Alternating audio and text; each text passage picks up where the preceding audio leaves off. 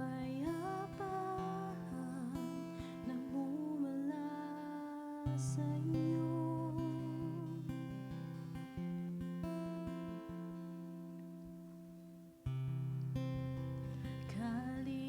Kaligayahan nakamit sa piling niyo.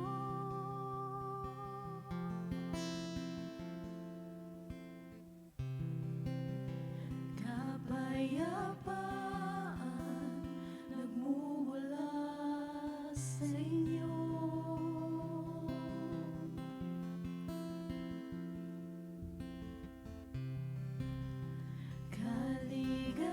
Kaligayahan nakamit sa piling niyo. Wala nang hahanapin pa,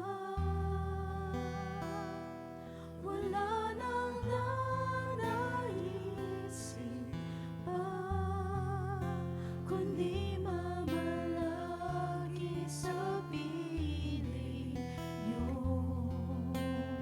aming Ama.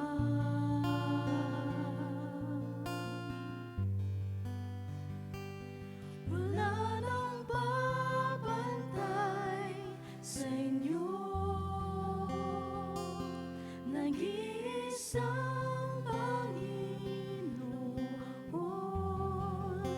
kaya ang naisin ang puso ko sa piling niyo.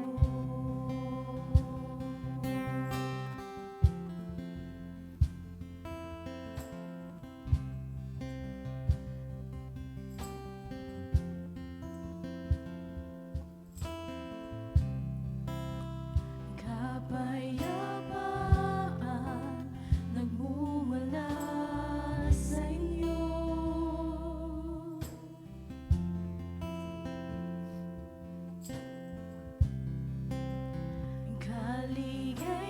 Kaligayahan nakamit sa piling niyo. Wala nang hahanapin pa, wala nang nanaisin pa, kundi mamalagi sa piling niyo, aming Ama.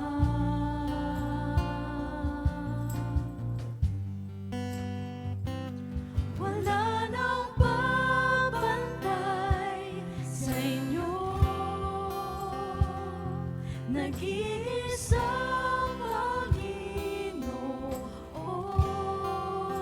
kaya ang naisin ang puso ko sa piling niyo.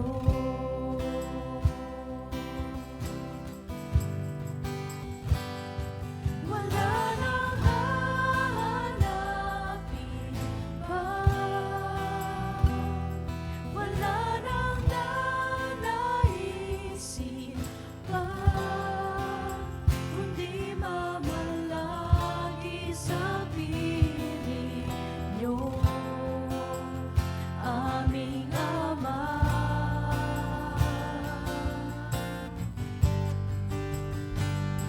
Wala nang babantay sa inyo, nag-iisang Panginoon, kaya ang naisin ang puso ko sa piling niyo.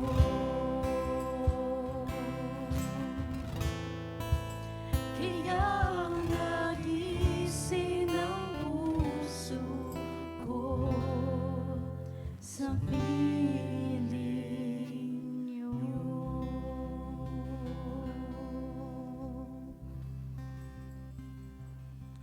Panginoon, Ikaw ang aming Diyos na dakila at Ikaw ang aming sandigan sa araw-araw.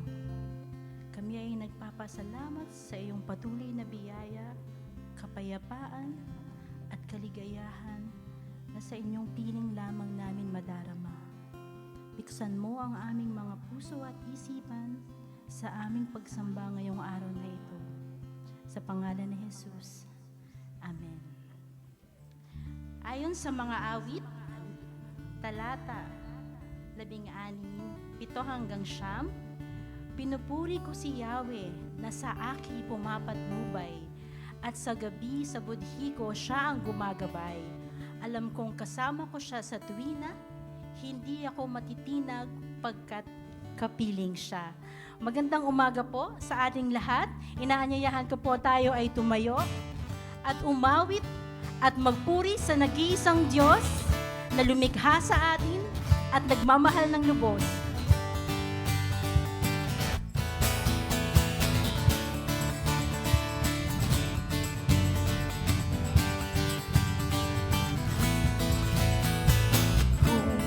Aking mamasdan ang kalawakan, hindi ko maunawaan ang iyong dahilan kung bakit ako'y pinili mo tinalagaan. Hindi ko kayang isipin, hindi ko kayang sukatin ang pag-ibig mo, Jesus, na iyong binigay sa akin.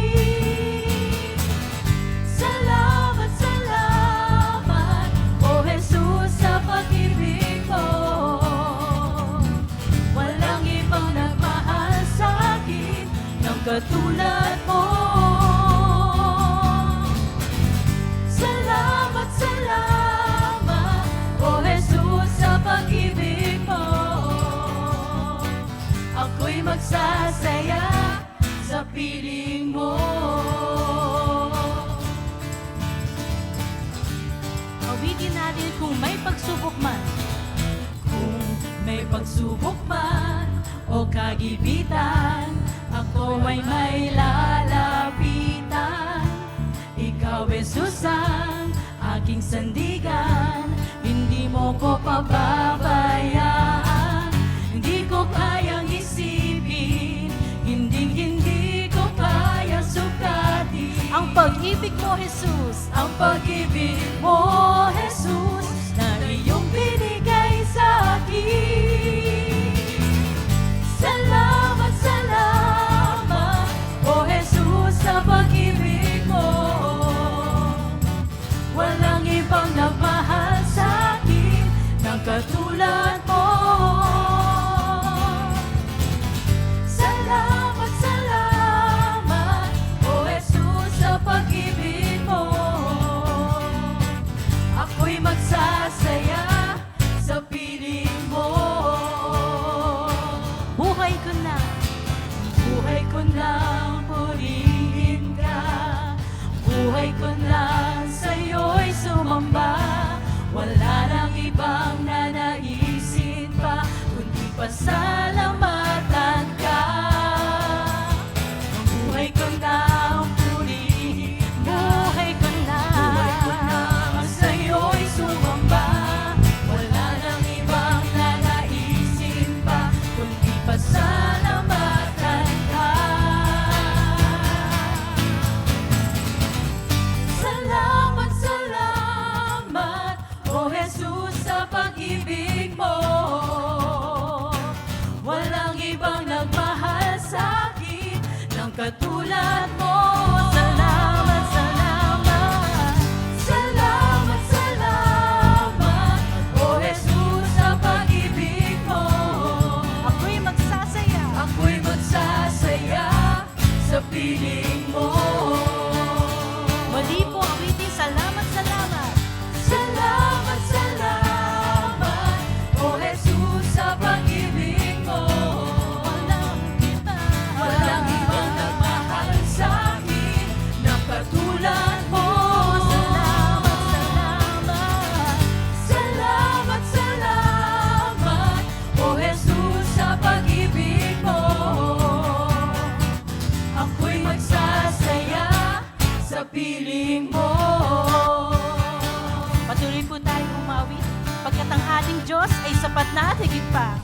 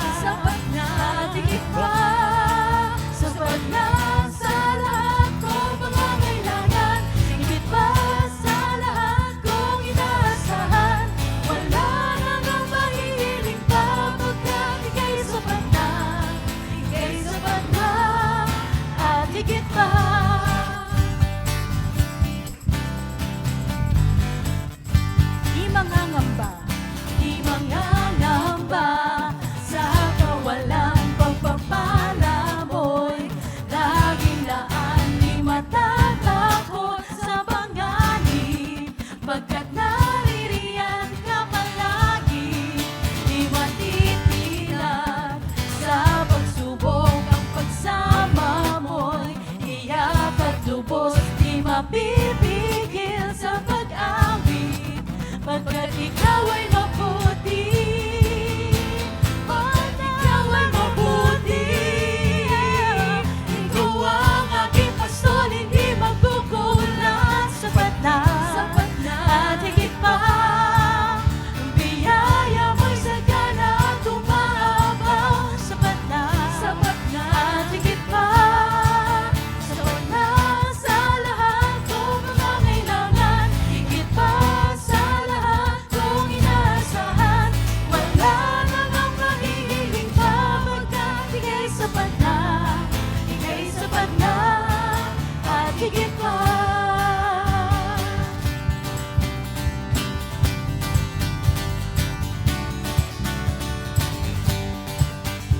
Patuloy tayong magpuri at itaas ang ating Diyos, pagkat siya ay sapat na at higit pa. Ikaw ang aking pastol, hindi magkukulang. Sapat na, at higit pa. Biyaya mo'y sagana at umaabang. Sapat na, at higit pa. Sapat na sa lahat kong pangangailangan. Higit pa sa lahat kong inaasahan. Wala nang ang mahihiling pa, pagkat ika'y sapat na. Ika'y sapat na. Wala na nga. Wala nang ang mahihiling pa, pagkat ika'y sapat na. Ika'y sapat na. Wala nang ang mahihiling pa, pagkat ika'y sapat na. Ika'y sapat na, at higit pa. Palakpakan natin ang ating Diyos, pagkat tanging siya lamang ay sapat na at lubos na sa buhay ng bawat isa po sa atin na naririto sa ating sambahan ngayon. Lahat ng ating pangangailangan, alam namin, Panginoon, na ikaw lamang ang tumutugon. Hindi kami mangangamba, takot, dahil lubos ang iyong pagmamahal at kabutihan mo, O Diyos, sa aming mga buhay. At patuloy kaming lumalapit sa iyo, Panginoon, at patuloy kang mangusap upang sundin namin ang iyong kalooban at nais sa aming mga buhay.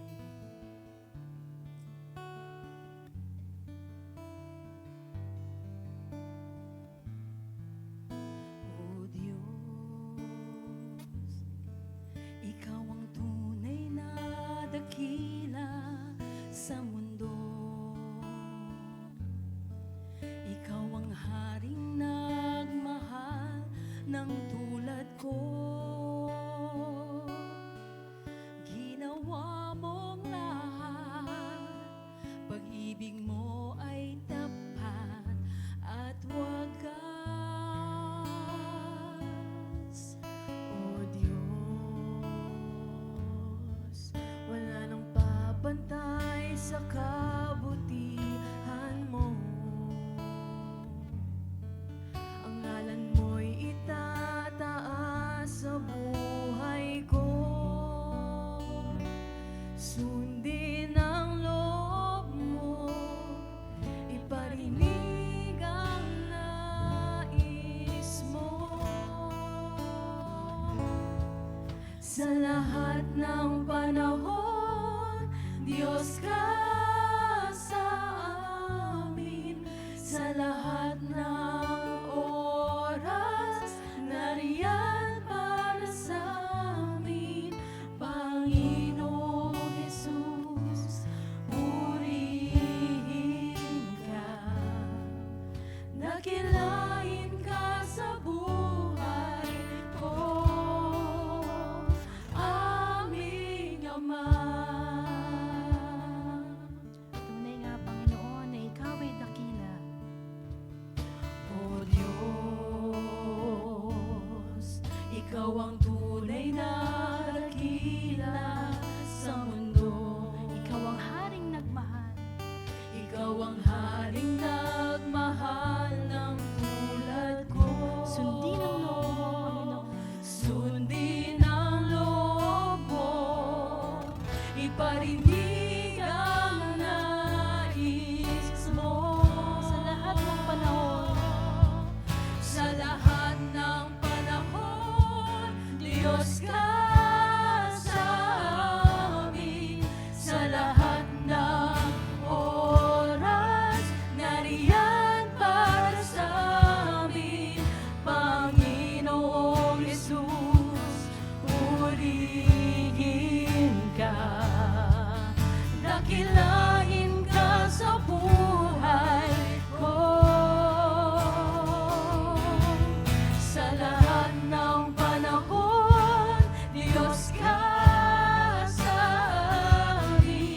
sa lahat ng oras, nariyan para sa amin, Panginoong Jesus, purihin ka, dakilain ka sa buhay ko, aming Ama.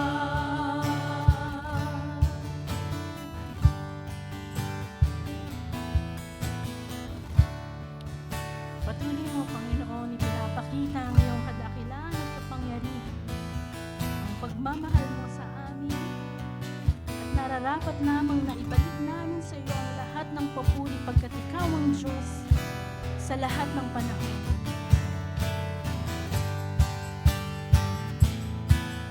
Sa lahat ng panahon, Diyos ka sa amin, sa lahat ng oras, nariyan para sa amin, Panginoong Jesus, purihin ka, dakilain ka sa buhay ko.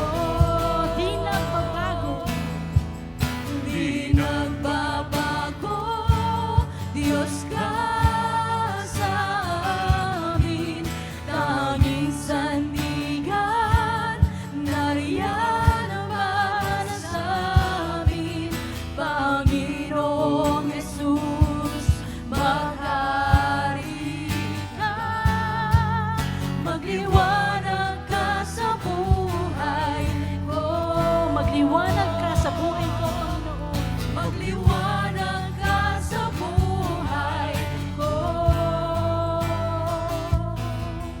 magliwanag ka sa buhay ko, aming Ama.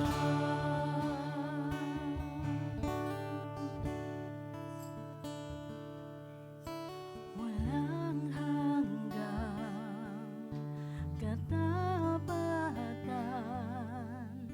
sa buhay ko'y lagi mong alaan. Narito dahil sa biyaya mo, habang buhay magpupuri sa iyo. Pupurihin ka sa awit, itataas ang aking tinig, itatanghal sa buhay ko'y tanging ikaw, O Diyos. Higit pa sa kalangitan, ang iyong kaluwalhatian, kadakilaan mo'y di mapapantayan. Jesus, walang hanggan, walang hanggan, katapatan sa buhay ko'y lagi mong laan. Narito dahil sa biyaya mo, narito dahil sa biyaya mo, habang buhay magpupuri sa iyo, habang buhay nagpupuri sa iyo. Pupurihin ka sa awit, itataas ang aking tinig, itatanghal sa buhay ko'y tanging ikaw, O Diyos. Higit pa sa kalangitan, ang iyong kaluwalhatian, kadakilaan mo'y di mapapantayan. Jesus, sa'yo ang kapurihan, kaluwalhatian ngayon at magpakailanman. Jesus, sa'yo ang karangalan, kapangyarihan ngayon at magpakailanman. Jesus, sa'yo ang kapurihan,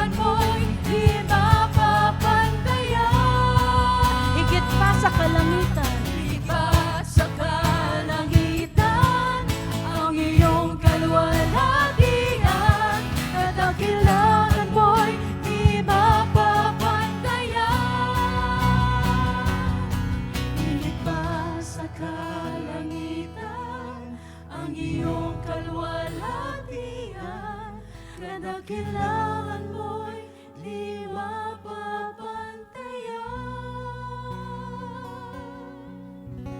Jesus.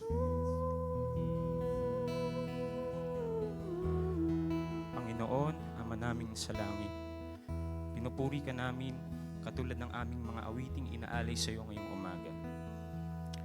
Tunay ngang sa iyo ang lahat ng karangalan at kapangyarihan ngayon at magpakailanman.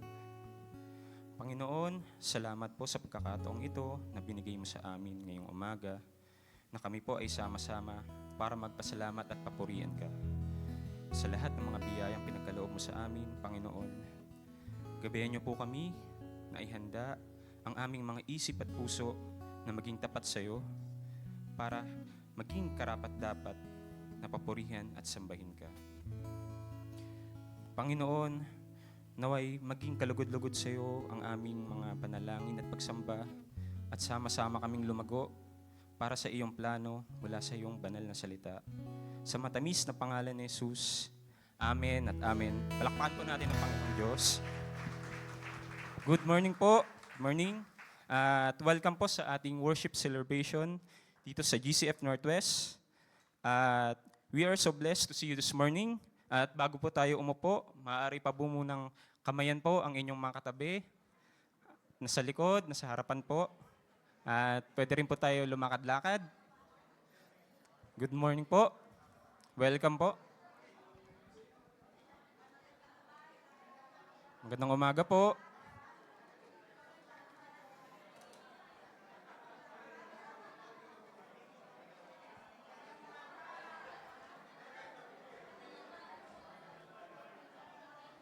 Morning po.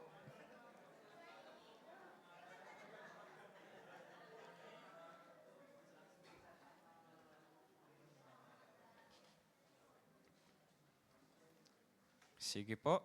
Maaari na po tayong umupo.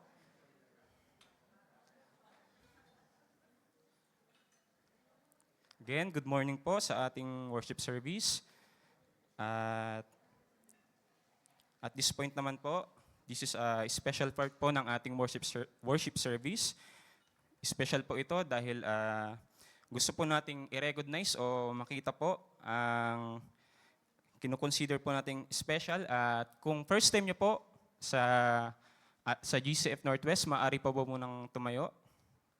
Naman po, paan po natin. Please extend your hands po mga members po na malapit po. Okay, ma'am. Welcome po. Okay. Moving on po. Para po sa ating mga announcement, okay po, next slides po. Sa September 7, next week po, ng 3:30 p.m., magkakaroon po tayo. At ang lalaruin po ay basketball sa taas po, sa Beacon Hope Court. At ini-encourage po namin kayo na imbitahan ang inyong mga kaibigan o kamag-anak na sumama maglaro. Dahil isa po ito sa initiatives ng ating ministry team. Next slides po. Next week po, we will celebrate the Grandparents' Day. As one church family, ini-encourage po natin na imbitahan po natin ang ating mga lolo at lola na makasama po natin sa worship celebration sa September 14 ng 9:30 a.m. Sa ating pong Thanksgiving, dahil po ito ay huling linggo ng buwan ng Agosto, ito po ang ating mga pinagpapasalamat sa Panginoon. Una po, ang mga ginawa po nating sports ministry, sa sports ministry. Ng August 13 and 17, ang pickleball at ang basketball. Ang pangalawa po, ang online fellowship with Batang Kangkalu. Ito po ay ang official basketball team ng Caloocan City na pinangunahan naman po nila Pastor Jem. At nung August 17 naman po, ginanap po ang band workshop. Praise God po. Next po, ginanap naman po ang membership briefing and refresher noong August 16 at naka-attend po ang walong member. Yan po. Praise God po. Noong August 23 naman po, ang naka-attend naman po ay 18 sa ating Youth Connect Fellowship. Praise God for that. At next po. Praise God po. At may mga kapatid po tayo, 6 na kapatid na nabaptize noong August 24. Yan po. Praise God po. Now let's continue to worship the Lord by giving our tithes and offering. Let me read from 2 Corinthians chapter 8, verses 3 to 5 from the English Standard Version. For they gave according to their means, as I can testify, and beyond their means, of their own accord, begging us earnestly for the favor of taking part in relief of saints. And this, not as we expected, but they gave themselves first to the Lord, and then, by the will of God, to us. In the spirit of joyful giving, we see from them a beautiful example of generosity that challenges today. Like the Macedonian Christian believers, who we known for their extraordinary generosity in giving to a collection for persecuted Jewish Christian in Jerusalem. Despite being in deep poverty themselves, their willingness to give beyond their power serve as powerful example for the other churches to follow. Motivated by their sincere love for God and brethren in Christ. Their giving was voluntary and overflowed from hearts fully surrendered to the Lord. They also didn't just offer their resources. They first gave themselves to the Lord, trusting Him completely. So as we bring our offering today, let's be inspired by their examples. Let's not just give from our wallets, but from our hearts fully committed to God. To our Lord Jesus Christ, we should trust Him to use our gifts, talents, and blessings for His glory. Let's offer ourselves first and allow our God to guide how we share what He entrusted to us. Let us pray. Father in heaven, as we give our offerings for You today, we thank You for provision and sustaining us and our dear church, GCF Northwest. Please teach us like Your children from Macedonia. Lord, teach us to strengthen our faith to You and believe that You will take our offering and use them for Your kingdom. Help us, Lord, to give with joy, knowing You always provide what we need. In the name of our God, Jesus Christ, our Lord Savior. Amen. The bank account details are flashed on the screen, as well as the QR codes. And you may transfer to your bank accounts, or you may use the envelopes as needed at the foyer from our giving boxes. We encourage you to give in whichever way is the most convenient for you.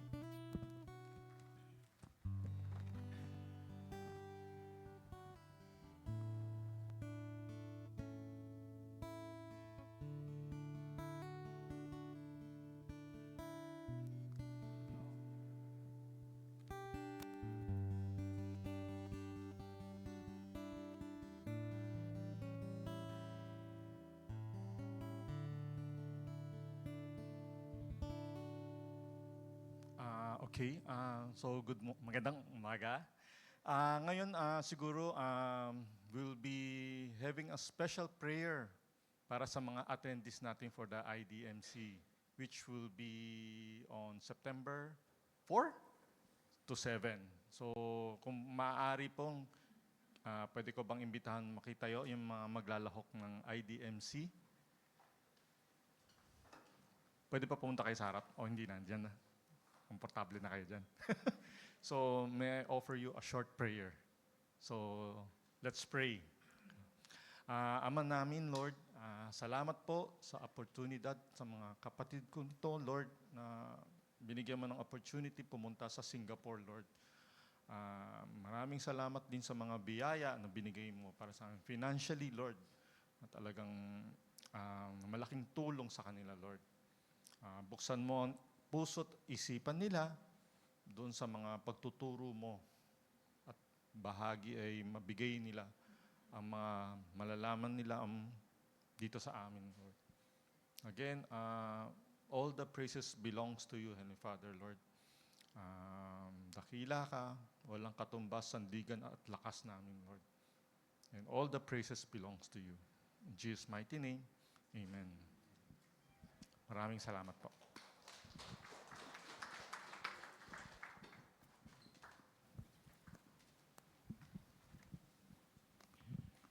Tayo po ay patuloy na sasamba sa ating Panginoon sa pamamagitan ng panalangin. At ngayong oras pong ito ay isang sambahayan po tayong lalapit po sa Kanya. So ang sabi po ng Biblia ay ang panalangin pong sama-sama ng Kanyang mga anak ay merong pong kapangyarihan. No? At isa po sa kautusan po sa atin ng Diyos ay ang magpanalanginan sa isa't isa. At sa oras pong ito ay ini-encourage ko po ang mga kapatid po natin kung meron po kayong mga specific na gustong ihatid sa paanan ng Panginoon, ay ito po yung oras. No? Tumayo lang po kayo at pumunta po kayo doon sa pinakamalapit na aisle at isa pong mga leader po natin ay lalapit po sa inyo at ipapanalangin po kayo. Ulitin ko po, kung meron po kayong mga panalangin, ay tumayo lang po kayo at pumunta po kayo sa pinakamalapit na aisle at isa po sa mga leaders natin ang ipapanalangin po kayo. At kayo pong mga kapatid natin na nakaupo, ay ini-encourage ko po na lumapit din po kayo sa panalangin at patuloy po nating namnamin o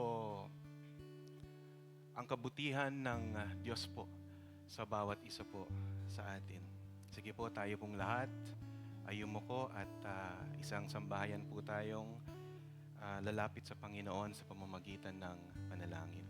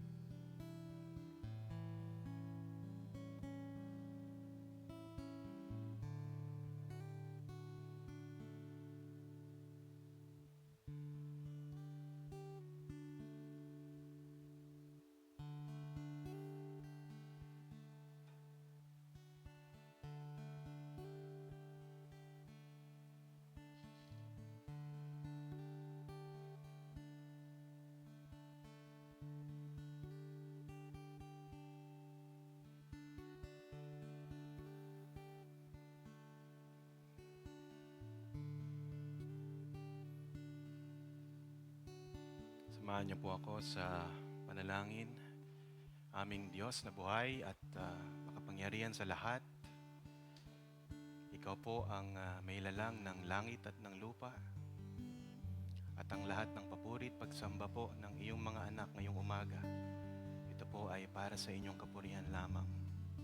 Aming Ama, salamat po sa pribilehiyo na kami po ay sama-samang lumalapit po sa inyo bilang isang pamilya dito po sa GCF Northwest. Panginoon, sa gitna po ng hamon ng buhay, sa gitna po ng problema, dalangin ko, Panginoon, na patuloy mo kaming patatagin sa aming pong pananampalataya. Panginoon, palakasin mo po ang aming pagtitiwala sa iyo. Palalimin mo po, Panginoon, ang aming pagmamahal sa iyo at palawakin mo, Panginoon, ang pagseserbisyo namin sa pangalan mo. At hayaan mo, O Diyos, na sa darating na araw, kami po bilang isang iglesia ay lalago at lalawak ang aming pagmamahal sa iyo, Panginoon. At ito po ay makikita sa isip, sa salita, at sa gawa. Muli po, ihanda mo po ang aming puso't isipan sa pakikinig ng iyong salita ngayong umaga. At turuan mo kami, Panginoon, na makinig at sumunod sa katotohanan ng iyong salita. Muli po, Panginoon, ibinabalik po namin sa iyo ang papurit pagsamba. Ito po ang aming samot dalangin sa pangalan ni Jesus. Amen at amen.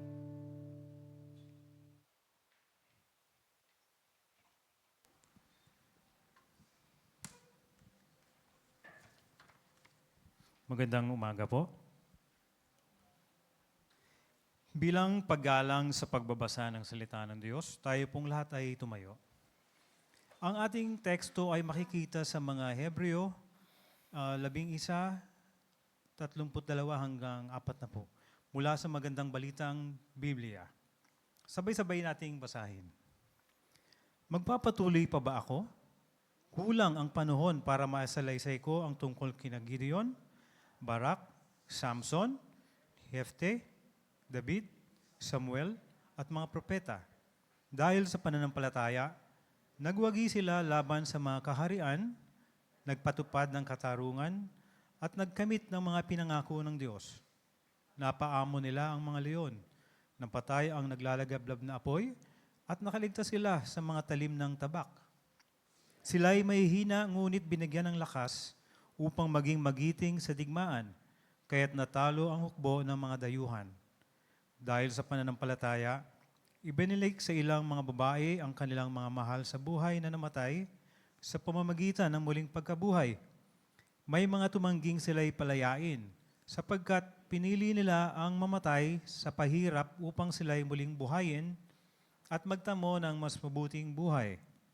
Mayroon namang hinamak at hinagupit, at mayroon ding ikinadena at ibinilanggo. Ang iba naman ay pinagbabato, nilagari sa dalawa, tinukso, at pinatay sa tabak.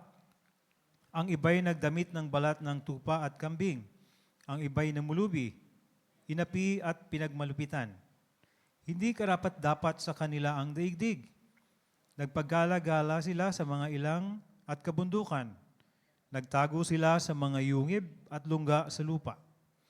At dahil sa kanilang pananampalataya, nag-iwan sila ng isang kasaysayang hindi makakalimutan kailanman. Ang lahat ng mga ito, bagamat may mabuting patotoo dahil sa kanilang pananampalataya, ay hindi tumanggap ng ipinangako, sapagkat may mas magandang plano ang Diyos para sa atin, upang sila'y hindi maging ganap malibang kasama tayo. Naway idagdag ng Panginoon ang kanyang pagpapala sa kanyang salita. Maaari na po kayong makaupo at ihanda na ang ating mga puso at isipan sa pakikinig sa salita ng Diyos mula sa kanyang mensahero na si Pastor Jeremy Yangat. Salamat po, Deacon Mike. Magandang umaga po sa inyong lahat. Marahil ang iba po sa inyo ay nagtataka, no? Nasa GCF Northwest ba ako? Bakit puro Tagalog ang binibigkas ng aking mga kapatid? Kasi ngayon pong buwan ay pinagdidiwang po natin ang buwan ng wika. So kahit naman po sa isang beses lang sa isang taon, no? Bilang iglesia ipagdiwang po natin ang ating sariling wika, ang Tagalog. Hindi man po natin maperpekto ang pagbigkas ng Tagalog, no? Dahil iba po sa inyo, kahit mga Pilipino ay nagno-nosebleed na po sa Tagalog. Di po ba? Anyway, no? Yan, English po yan. Again, magandang umaga po. At ang pamagat po ng pag-uusapan po natin ngayong umaga ay tagumpay at pagtitiis ng mga tapat. At ang teksto po natin ay yung binasa po natin kanina mula sa mga aklat ng Hebreo, 11, 32 hanggat 40. At yun po ay binasa sa Magandang Balita, Biblia. Alam niyo po, ang ating pong pamagat ay nakaugat po sa teksto pong binasa po natin, na kung saan ipinakita po na ang mananampalataya ay may dalawang muka. Ang muka ng tagumpay at ang muka ng pagtitiis. So ang tunay na pananampalataya ay hindi lamang nakikita sa tagumpay, kundi ang tunay na pananampalataya din po ay nakikita higit sa lahat sa pagtitiis. At sa pareho pong sitwasyon, makikita po natin na si Kristo, ang ating Panginoong Diyos, ay binigyan niya ng gantimpala at kalakasan ang parehong taong nakaranas ng tagumpay at pagtitiis. No, sa Hebreo Kapitulo 11 po ay makikita natin ang mga kwento ng mga taong naniniwala sa Diyos. Sa English po, sila yung tinatawag na heroes of faith. No? At ang ilan po ay nagtagumpay, nakita po nila ang kalakasan, ang kapangyarihan at milagro po ng Diyos. Nakaranas po sila ng tagumpay, pero ang iba po sa kanila, kahit sila ay tapat sa Diyos, ay naghirap, inusig, pinatay. Sa madalit salita, nakaranas po sila ng paghihirap at pagtitiis. At ito po ang nais ko pong iparating. Ito po ang pangunahing aral po natin ngayong umaga.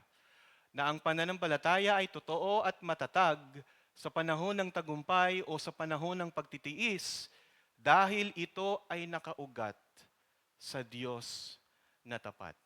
Bago po tayo magpatuloy, tayo po ay manalangin. Panginoon, samahan mo po ng kapangyarihan ng iyong salita ngayong umaga. Ibukas mo po ang puso't isipan ng mga kapatid kong ito, Panginoon. At hayaan mo na kami ay hindi lang tagapakinig ng iyong salita. Nawa ang katotohanan ng iyong salita ay makita sa aming isip sa salita at sa gawa. Ito po ang aming samot dalangin sa pangalan ni Jesus. Amen. Dalawa pong katotohanan po ang gusto ko pong ibahagi sa inyo. Ang una, ang pananampalataya ay nagdadala ng tagumpay. Ang pangalawa, ang pananampalataya ay nagtitiis sa pagsubok.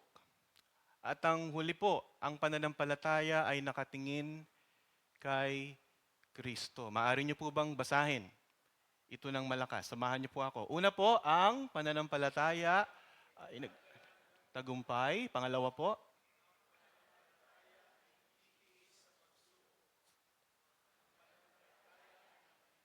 kay Kristo. Salamat po. No, dito po makikita po natin sa versikulo 32, sinimulan po ng manunulat ng Hebreo sa ganitong tanong, ano pa ang masasabi ko? Ano pa ang masasabi ko? No, para bang isang mangangaral po, no, na naubusan ng oras pero hindi naubusan ng kanyang mahahalimbawa o mahahalintulad na buhay. At binanggit po niya dito sina Gideon, Barak, si Samson, Jephthah, si David, si Samuel at ang mga propeta. No, at hindi po niya dinitalye ang kanilang mga kwento. Kundi mapapansin po natin, mabilis lang po niyang sinabi ang mga bunga ng kanilang pananampalataya kay Kristo. Nagtagumpay sa mga kaharian, naisara ang bibig ng mga leon, napawi po ang apoy, nakatakas sa espada, mula sa kahinaan ay naging malakas po sila dahil po sa kanilang pananampalataya. So at napapansin po natin na ang pagsulat po dito ay pataas po ng pataas ang antas ng tagumpay. Na ang mensahe po ay gumagana po ang pananampalataya. Na ang pananampalataya daw ay nagwawagi at ang pananampalataya ay nagtatagumpay at nagtitiis din. Tingnan po natin yung kasaysayan po na pinagmulan. No? Makikita po natin, binanggit po dyan si Gideon. Makikita po natin yan sa Aklat ng Hukom, sa Ace 8, dating duwag si Gideon, no? Pero ginamit ng Diyos upang talunin ang ilang thousands na mga Midianita, 10,000 yata. No, ang sabi ng Panginoon, masyado pa kayong marami, hanggang naging 300 na lang po sila. Imagine, 300, ang kalaban po nila ay 10,000, ilan po ang kailangan nilang patayin para may matira pa sa kanila ang bawat isa. Pero ang sabi ng Diyos, nagwagi po sila. 300 lamang po ang ginamit ng Diyos. Kay Barak, makikita po natin yan sa Hukom 4, no, nagtagumpay po laban kay Sisera. Dahil sumunod po sa salita ng Diyos sa pamamagitan po ni Deborah. At ano pa po? No, binanggit din po dyan si Samson na makikita po natin sa Hukom 13:16. Kahit may kahinaan po si Samson, ay ginamit siya ng Diyos laban sa mga Filisteo.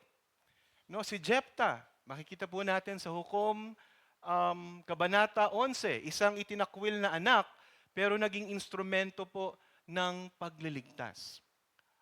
At ang alam na alam po natin, si Haring David, isa pong batang pastol na tumalo po sa napakalaking Gulayat at naging hari po ng Israel. At binanggit din po dito ang mga propeta, mula kay Elias na nagpababa ng apoy hanggang kay Daniel sa kuweba ng mga leon. At ang lahat po ng tagumpay na ito, no, ay hindi galing sa sariling lakas po nila, kundi dahil sila po ay nagtitiwala sa makapangyarihang Diyos. Kaya nga po mababasa po natin sa versikulo 33, nakasulat po dito, sa pamamagitan ng pananampalataya ay nilupig nila ang mga kaharian. Ang ibig sabihin po ay hindi lang basta nakaligtas, kundi tunay na nagtagumpay sila. Hindi lang po sila nakasurvive, tunay na nagapi po nila yung kanilang mga kalaban. So yung parirala pong tinanggap ang mga ipinangako, no, ay nangangahulugan pong naranasan po nila talaga mismo ang katuparan ng sinabi ng Diyos. Ang ibig sabihin po na ang kanilang tagumpay ay hindi po aksidente, ito po ay bunga ng aktibong pagtitiwala nila sa Diyos. Bakit po sila nagtitiwala sa Diyos? Dahil kilala po nila ang Diyos. Dahil hindi mo mapapagtiwalaan ang isang hindi mo kilala. Tama po ba? Tayo po mga tao ganyan. Pag hindi natin kilala, hindi natin pagtitiwalaan. Tama po. May tama naman yan. Parang napangiti kayo. Pero sa Diyos po, ganun po yung sinasabi po dito. Tama. Nagtitiwala sila dahil kilala nila ang Diyos. Alam nila kung gaano makapangyarihan ang kanilang Diyos. Alam nila kung gaano kasoberano ang Diyos. Kaya sa lahat ng laban, kahit kay Gideon na 300 sila, imagine, 10,000, 300 lang kayo. Ilan po tayo dito?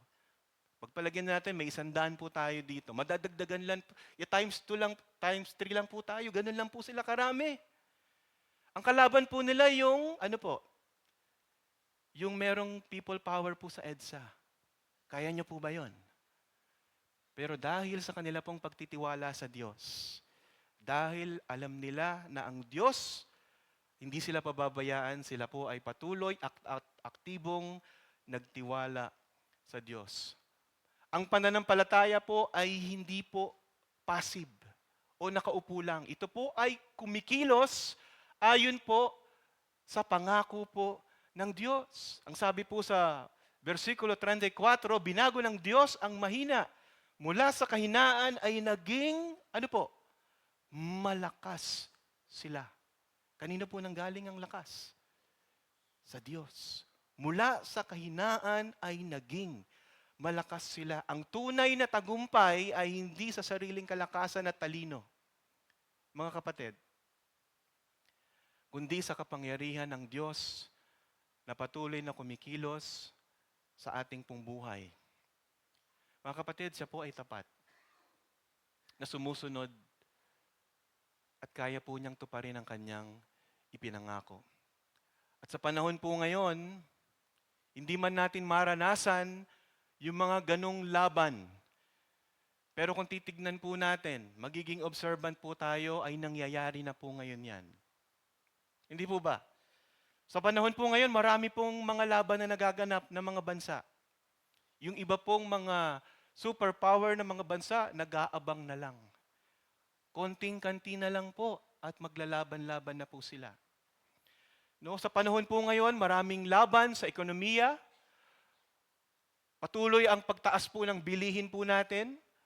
At patuloy po ang mga kababayan po natin na nawawalan ng trabaho. Nandiyan po ang digmaan sa Ukraine at Russia. Hindi pa po natatapos yan. Sa Israel. Sino po ang kalaban ng Israel? Ano po?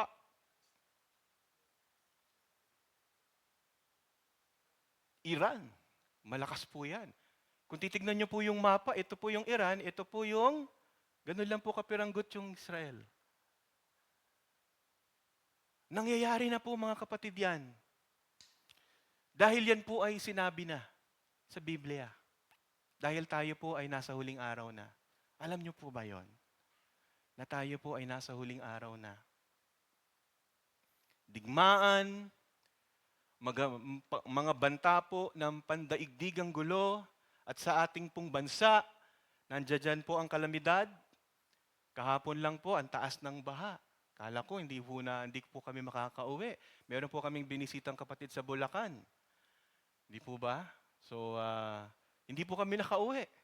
Nakauwi naman kami. Labo, no? Hindi, ibig sabihin, hindi po kami nakauwi kagad kasi ang plano po namin ay 2 oras lang para makauwi po kami, pero nag-extend po kami doon. Dahil po napakataas ng baha. Hindi po ba? Nung ginugoogle po ng anak ko, sa UP daw hanggang ulo yung baha. Imagine, dadaan kami sa UP. So pinatila po namin ang bagyo. Yun po yung kalamidad. Marahil hindi nyo po nararanasan yan, pero yung mga taong nakatirik ang bahay po nila doon, nararanasan po nila yan. Yung ganyang kalamidad. No, katiwalian. Hindi po ba, ang sabi po ng mga banyaga, ang katiwalian daw po sa ating bansa ay nasa sistema na ng ating gobyerno. Nakakalungkot. Na tayo po ay tinaguriang Kristiyanong bansa, pero sa pag-aaral po, pagsusuri po ngayon, ang Pilipinas po ay pangatlo sa pinakakorap na Pilipinas sa buong mundo. Bakit po nagkaganon? Kristiyano po tayo. Bakit pinakakorap? Dahil po ang pagka-Kristiyano ay nasa utak lang. Wala po sa puso. Dahil kung nasa puso po ang pagka-Kristiyano, hindi po tayo magiging korap. At hindi po natin pababayaan ang mga nasa paligid po natin na patuloy na gumawa ng kasamaan. So ganun po mga kapatid. Yun po yung nararanasan po natin sa kasalukuyan. Pero nakikita rin po natin ang kapangyarihan ng pananampalataya. Hindi po ba? Balik po tayo sa pandemya. Ayan ang hindi po natin makalimutan. Marami pong mga health workers dyan. Alam niyo po, meron po akong halos lahat po ng mga kamag-anak namin, mga pinsan ko, 90% nasa ibang bansa na. Kami na lang po nandirito. At usually ang trabaho po nila nurse. Yung isa pong pinsan ko, kababata ko, nurse po siya sa US. Sinasabi niya, sabi ko, insan, delikado dyan . Pero ang maganda po sa kanya, lumaki siyang may pananampalataya sa Diyos. Ang sabi niya, insan, hindi, pastor. Insan pastor, ang tawag niya. Tinawag ako ng Diyos para maglingkod. Hindi ako matatakot. Yun po ang pananampalataya. Yun po ang pananampalataya. Sa mga nasalanta po ng bagyo, hindi po ba?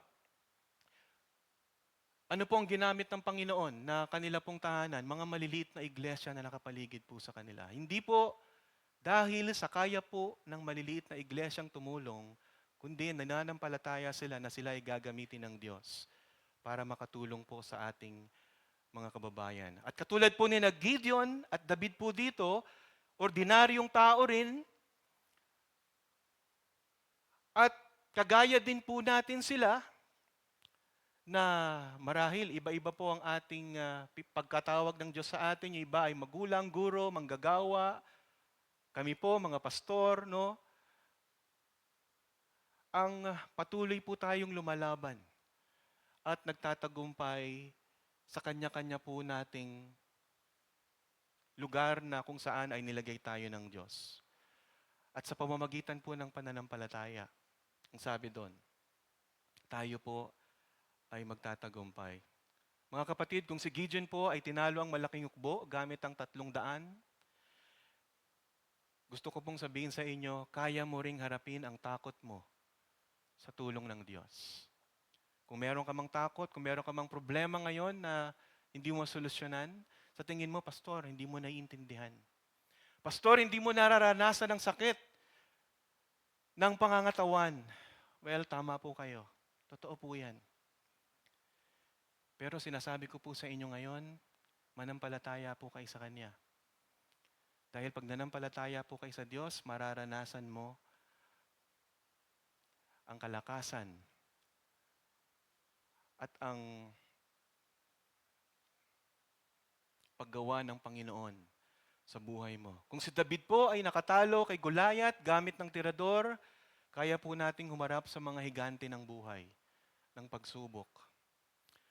Kung naisara po ni Daniel sa pamamagitan ng kapangyarihan ng Diyos, ang bibig ng mga leon, kaya mo ring pagtagumpayan ng leon ng tukso o problema o discouragement sa buhay mo.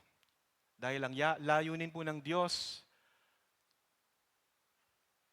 kung bakit po tayo nananampalataya sa Kanya, ito po ay magdadala ng tagumpay sa ating pong buhay. Itanong nyo na po ba sa sarili ninyo, Panginoon, bakit kailangan ako manampalataya sa iyo? Bakit hindi sa sarili ko? Bakit kailangan nakaugat ang pananampalataya ko sa iyo? Una, dapat Diyos lang po ang napaparangalan sa lahat ng pagkakataon. Kahit po sa inyong pananampalataya, sa pagharap sa buhay, kailangan Diyos po ang mapaparangalan. Ang sabi po sa Pangalawang Korinto 12:9, sapat na ang aking biyaya sa iyo sapagkat ang aking kapangyarihan ay nagiging ganap sa kainahan. Mga kapatid, ang tagumpay na bunga ng pananampalataya ay hindi nakasalalay sa ating galing, kundi ito ay nakasalalay sa kapangyarihan ng Diyos. At ang layunin po ng Diyos sa bawat isa po sa atin ay Siya ay mapapurihan at makilala bilang tanging pinagmumulan ng lahat ng tagumpay. Pangalawa, bakit po? No, upang lumago ang ating pagkakilala sa Kanya. Marahil nagtatanong ka, Panginoon, ang hirap pong magtiwala, lalo na pag may mga problema. Well, kailangan niyo pong magtiwala. Dahil yun po ang magpapalago sa inyo. Mga kapatid, ang Diyos po ay may layunin.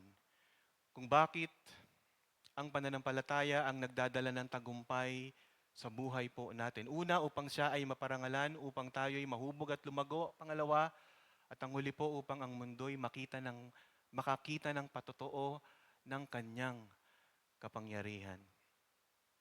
Dahil ang Diyos po na nagbigay ng tagumpay noon, ay siya pa ring Diyos ngayon at ang susi ay pananampalataya sa Kanya. Ulitin ko po, ang Diyos na nagbigay ng tagumpay noon ay siya pa ring Diyos ngayon at ang susi ay pananampalataya sa Kanya. Ngunit hindi lang po laging tagumpay at panalo ang bunga ng pananampalataya, mga kapatid. Minsan ang pananampalataya po ay sinusubok sa apoy ng kahirapan at pagdurusa. Dito po natin makikita na ang tunay na pananampalataya ay hindi lamang nagdiriwang sa tagumpay, kundi marunong din dapat tayong magtiis sa gitna ng pagsubok.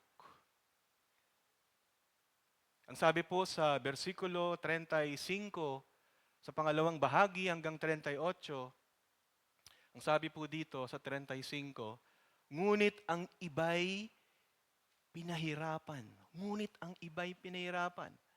So matapos pong ilista dito ng may akda ng Hebreo, ang mga tagumpay ay bigla po siyang nagbago po ang kanyang tono. No? Nag-shift po siya. Ang sabi po niya, ngunit ang iba'y pinahirapan. Mula po sa mukha ng tagumpay ay nag-shift po siya sa mukha ng pagtitiis.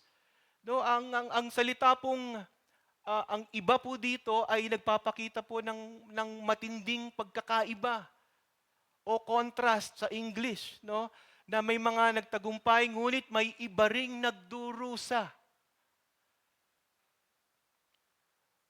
At mula po sa panalo, lumipat po ang may akda ng Hebreo sa litanya ng paghihirap. Pinahirapan. Kaya mababasa po natin dyan, pinahirapan, hinagupit, ibilanggo, binato, pinutol sa dalawa. Imagine that. Pinutol sa dalawa. Nagdusa sa kahirapan, itinakwil. Para maintindihan po natin, no, ang ginamit po dito ay pinahirapan. Ano pong ibig sabihin po nito? Ang nilalarawan po dito, ang pagiging inuuna at binugbog ng matindi. Pinahirapan. Sinubok. Sa versikulo 37, ito po ang ibig sabihin ay pananampalatayang sinubok hanggang sa sukdulan. Yung sukdulan po dito ay ang huling sukdulan ng kanilang buhay.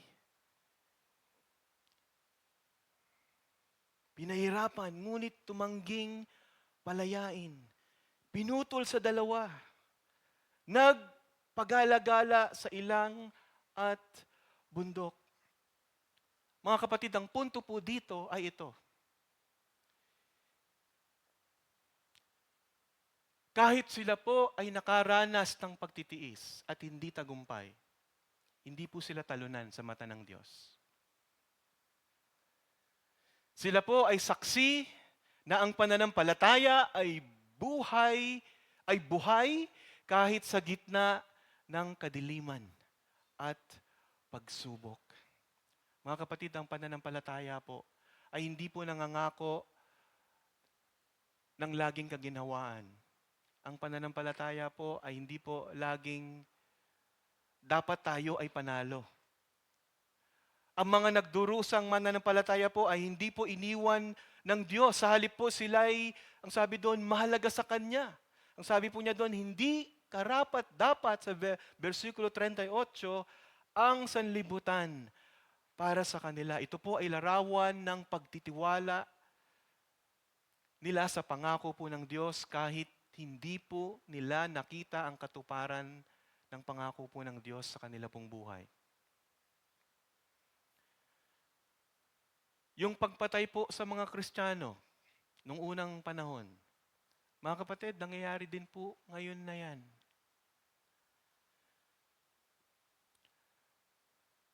Nung ako po'y nanonood ng YouTube, no, meron pong isang news doon na meron daw pong 75 na Christians ang pinugutan ng ulo. Hindi ko po alam kung sa Nigeria. 75 Christians. Alam niyo po kung ano pong ginagawa nila? Sumasamba po sila sa Diyos. At sila po ay pinasok ng extremist. At bago po sila pinugutan ng ulo, ang tanong po sa kanila, pwedeng mailigtas ang buhay mo ngayon. Kung, ano po? Kung, ang sabi doon, kung, ano ba ang Tagalog ng, itatakwil. Ang hirap pala ng Tagalog. Kung itatakwil mo ang iyong pananampalataya kay Kristo, hindi ka namin pupugutan ng ulo. 75 Christians. Ngayon po, sa panahon po natin yan, Last 3 to 4 months ko lang yata napanood po yan. Totoo po yan. Pero hindi po lumabas. Ano pong ginawa ng 75 Christians? May video po doon, nadudun po sila sa tabi ng dagat, nakaluhod, nakatakip ang ulo. Wala pong isang bumigay sa kanila. Nagtiis po sila hanggang sa pinakahuling sandali ng kanilang buhay. At yung iba, bago pugutan, kumakanta, nagpupuri sa Diyos. Mga kapatid, nangyayari na po yan. Kaya po, ang pagsamba po natin ngayong umaga, tayo po ay pinagpala ng Diyos. Tama? Dahil pwede po tayong sumigaw, sumayaw. Purihin ang Diyos ng sama-sama. Pumunta po tayo dyan sa baba, mag-share po tayo ng gospel, wala pong pipigil po sa atin. Pero sa iba pong bansa, delikado. Hindi po pwede. Naalala ko po nung kami po ay naimbitahan sa China, sa Dongguan.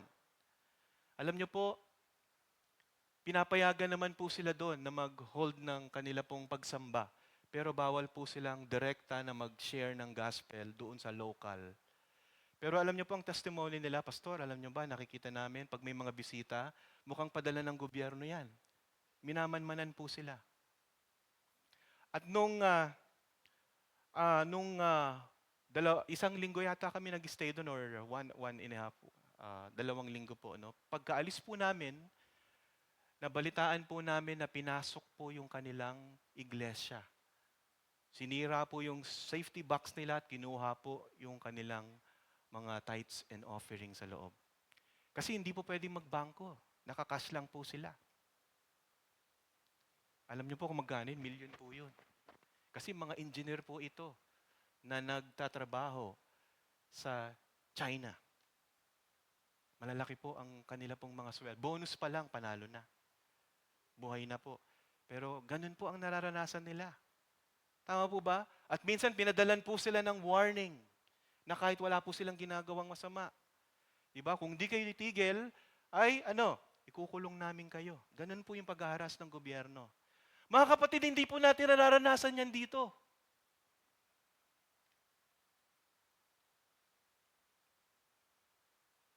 Pero ang iba pong mga kapatid natin ay nakakaranas ng pagtitiis.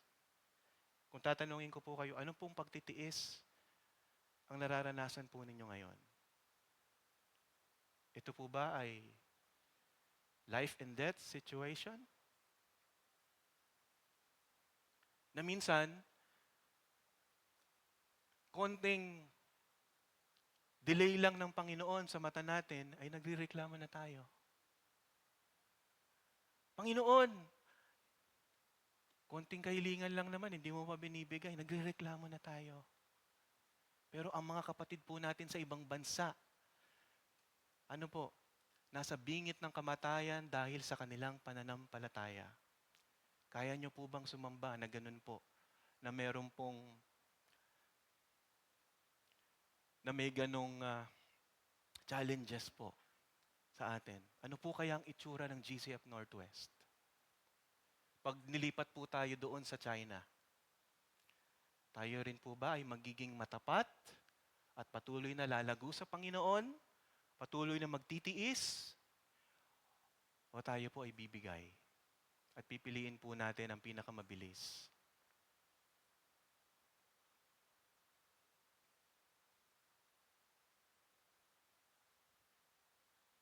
Mga kapatid, kapag nakakaranas po kayo ng persecution dahil sa inyong pananampalataya, alalahanin po natin na hindi po tayo nag-iisa. May mga nauna po sa atin na higit na nakaranas ng matinding pagsubok. Ngunit kahit po nakaranas po sila ng matinding pagsubok, sila po ay nagtiis at nagpatuloy sa kanilang pananampalataya. At hindi lang po sila nagpatuloy, sila ay lumago sa kanilang pananampalataya. Ang buhay po nila ay namunga na ayon sa kalooban ng ating Panginoong Hesukristo. So kapag dumarating po ang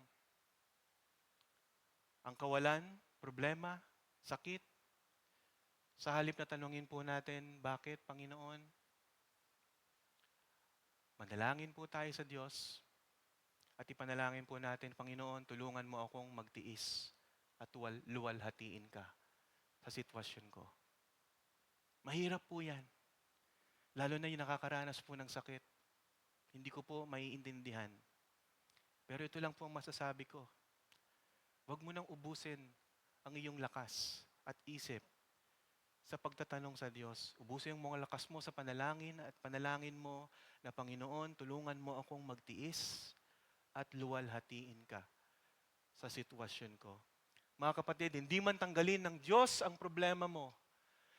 Kahirapan mo, kung anuman ang nararanasan mong sakit at hirap, hindi man pagalingin ng Diyos ang iyong sakit, pero ang pangako niya at ito ay makakaasa ka na sapat ang kanyang biyaya at kalakasan para malagpasan mo ang lahat ng pagsubok at hamon ng buhay na ito. At pag nalagpasan mo ang lahat ng pagsubok, sasariwain mo ang nakaraan at sasabihin mong, salamat Panginoon. Hindi ko ipagpapalit ang biyayang naranasan ko sa gitna ng pagsubok. Hindi ko ipagpapalit ang kabutihan mo sa buhay ko. Hindi po ba yan ang pinakamainam na maranasan po ng bawat Kristiyano? Para sa isang tagasunod at anak po ng Diyos, ang matupad ang layunin po ng Diyos sa ating pong buhay at patuloy nating maranasan ang biyaya at kalakasan ng Diyos araw-araw ng ating pong buhay. Dahil ano pong silbi ng yaman kung hindi mo naman nararanasan ang biyaya ng Diyos? Ano pong silbi ng maayos na pangangatawan kung hindi mo nararanasan ang kalakasan na nagmumula sa Diyos? At ano pong silbi ng tagumpay kung hindi mo naman nararanasan ang kasiyahan at kapayapaan na nagmumula sa ating Panginoong Jesucristo? Anong buhay yon? Na hindi mo nararanasan ang biyaya, hindi mo nararanasan ang kalakasan ng Diyos, ang kapayapaan at kasiyahan na nagmumula sa Diyos. Anong klaseng buhay yon, kapatid? Marahil wala kang ang problema, pero hindi mo nararanasan yung mga bagay na ito, baliwala ang buhay. Mas gusto ko na magkasakit. Naranasan ko naman ang biyaya ng Diyos. Bawat minuto, araw-araw ng aking buhay. Ang sabi po ni Pablo sa kabila ng kahirapan, sa Filipos 4:4, magalak kayong lagi sa Panginoon.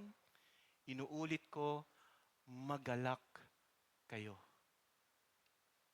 Mga kapatid, ang tagumpay ng pananampalataya ay hindi lamang nakikita sa pagwawagi, kundi sa pagtitiis kahit sa pagsubok ng buhay. Ngunit mga kapatid, hindi lamang po sa pagtitiis umiikot ang pananampalataya. Ang tunay na sikreto po kung bakit nating makakayanan ang lahat ng tagumpay at pagtitiis ay ito. Sapagkat ang ating pananampalataya ay nakatingin hindi sa ating lakas, kundi kay Hesukristo mismo. Siya po ang pinagmumula ng ating tibay.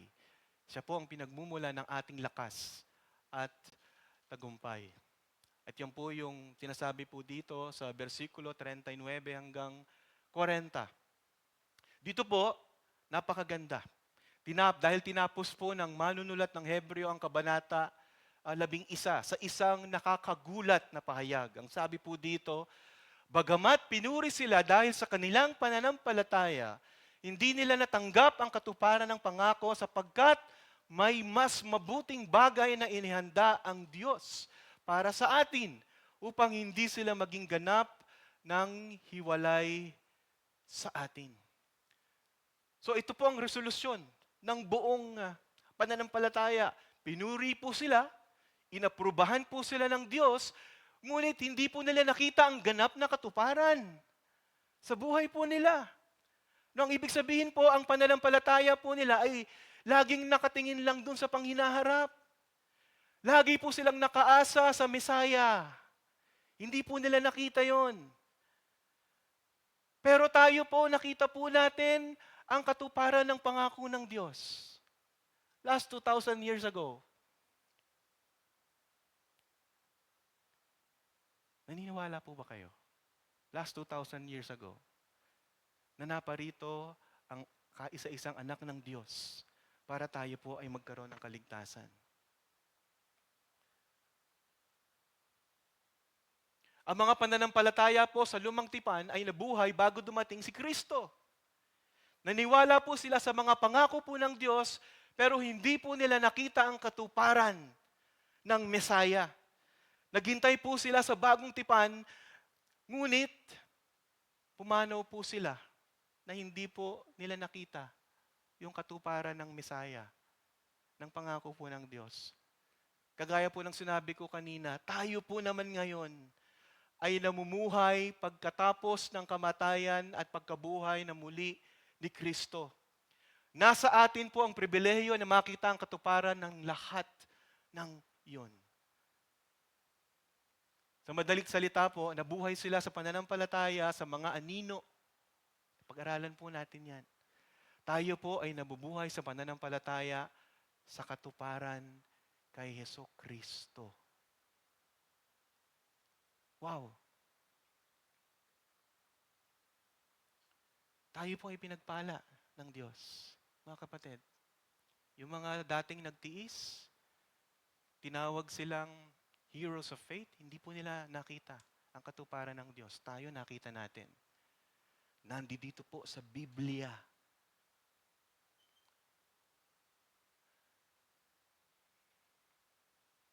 Mga kapatid, ang pananampalataya po ay hindi lang tungkol sa kung ano po ang ginawa ng Diyos para sa atin, kundi higit sa lahat kung ano ang nagawa ng Diyos kay Kristo para po sa atin. Alam niyo po sa panahon ngayon, lahat po ay naghahanap ng mas mabuti, mas maganda.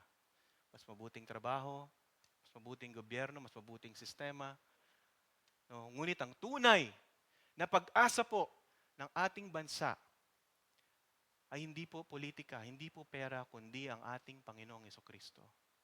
Ang tanong po, ano po ang magiging part ng GCF Northwest dyan?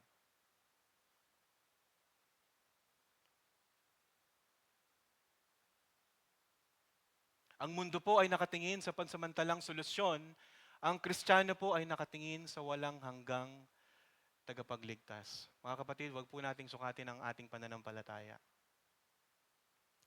batay sa mabilis na mga resulta. Minsan sinasagot po ng Panginoon agad, minsan pinag-iintay po tayo ng Panginoon, minsan hindi po yun ang sagot ng Panginoon. Ang pagkatawag po sa atin ng Diyos, mga kapatid, ay ituon po natin ang ating mata. Mga mata sa ating Panginoong Jesucristo, siya ang katuparan ng bawat pangako po ng Diyos. Ang buhay po dito sa lupa ay pansamantala lamang. Hindi po ito ang pinakamainam na pangako po ng Diyos sa kanyang mga anak.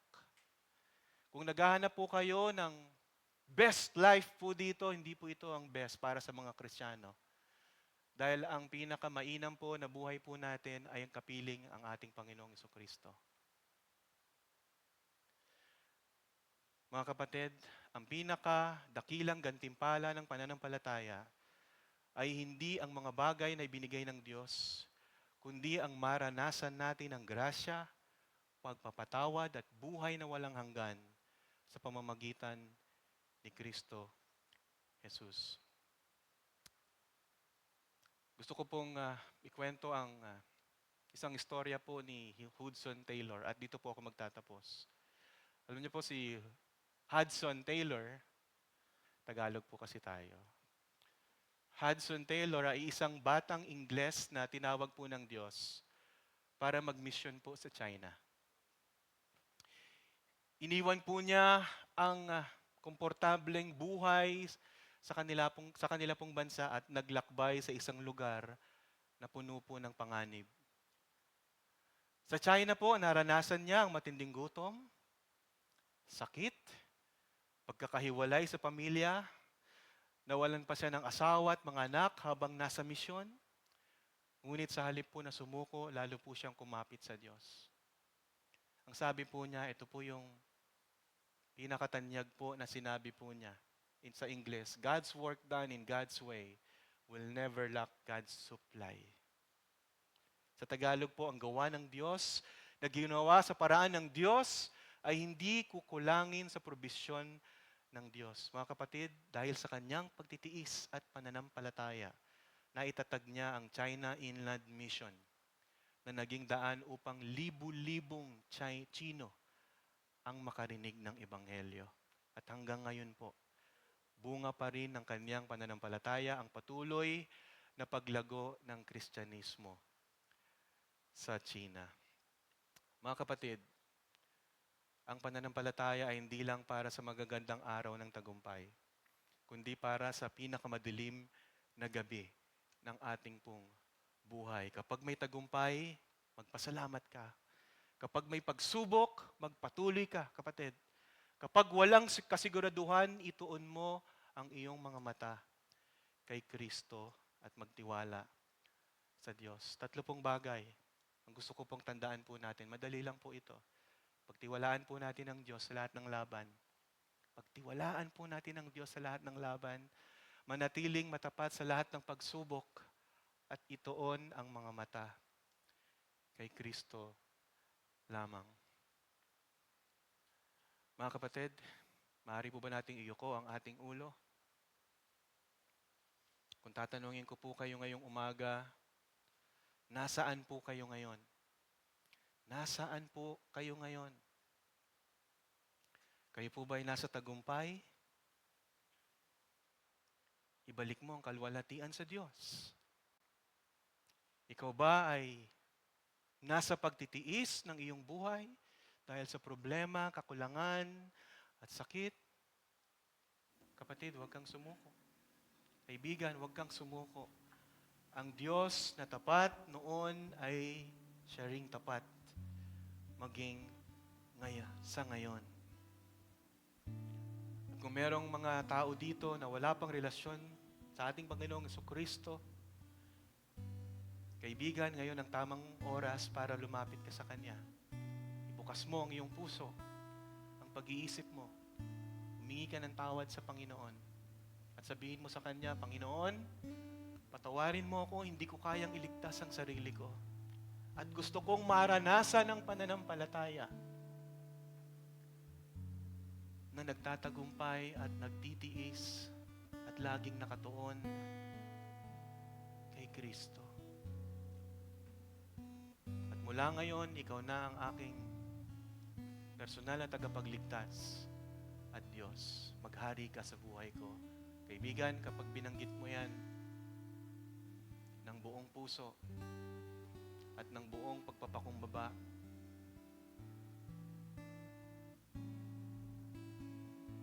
mararanasan mo ang kaligtasan na dulot ng ating Panginoong Jesucristo. At habang tayo po ay nakayuko, alalahanin po natin na ang ating pong Diyos ay Diyos ng mga Diyos. Siya po ay Diyos po sa atin. Sa lahat ng oras, nandiyan po siya. Sa lahat ng pagkakataon, nararamdaman mo man o hindi, nakikita mo man o hindi, ang Panginoong Hesus, hindi ka niya iiwan. Alam niya ang pinagdadaanan mo. Kaya ating sabay-sabay na awitin, Panginoong Hesus, dakila ka. O Diyos, Ikaw ang tunay na dakila sa mundo. Ikaw ang haring nagmahal ng tulad ko. Ginawa mo ang lahat, pag-ibig mo ay tapat at wagas. O Diyos, wala nang papantay sa kabutihan mo. Ang ngalan mo'y itataas sa buhay ko. Sundin ang loob mo, iparinig ang nais mo. Sa lahat ng panahon, Diyos ka sa amin. Sa lahat ng oras, nariyan para sa amin. Panginoong Yesus, purihin ka. Dakilain ka sa buhay ko. Amin, Ama. Tumayo po tayong lahat at awitin. O Diyos, Ikaw ang tunay na dakila sa mundo. Ikaw ang haring nagmahal ng tulad ko. Sundin ang loob mo, iparinig ang nais mo. Sa lahat ng panahon, Diyos ka sa amin. Sa lahat ng oras, nariyan para sa amin. Panginoong Yesus, purihin ka.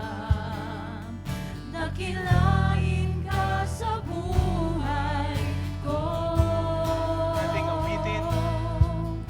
Di nagbabago, Diyos ka sa amin. Tanging sandigan, nariyan para sa amin. Panginoong Yesus, maghari ka. Magliwanag ka sa buhay ko. Magliwanag ka sa buhay ko. Magliwanag ka sa buhay ko. Aming Ama. Ay po ay manalangin. Aming Diyos, salamat po. Ikaw ang tunay na Diyos na buhay, na karapat dapat sambahin ang iyong mga anak. Panginoon, salamat po dahil sa lahat ng pagkakataon, Ikaw po ang Diyos ng iyong iglesia po dito sa GCF Northwest.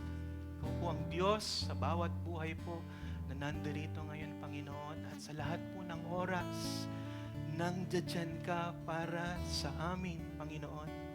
Dakilain ang pangalan mo, Panginoon. Panginoon, salamat po sa iyong salita, sa paalala mo, Panginoon. Sa Hebreo 11, salamat dahil sa tagumpay man o sa pagtitiis, Ikaw, Panginoon, ay nananatiling tapat. Panginoon, dalangin ko na tulungan mo kami, bawat miyembro po ng GCF Northwest, Lord God. Kami po ay manatiling matatag at huwag sumuko sa lahat ng hamon at pagsubok ng buhay. Turuan mo kami, Panginoon, na tumingin sa aming Panginoong Jesucristo sa lahat ng pagkakataon.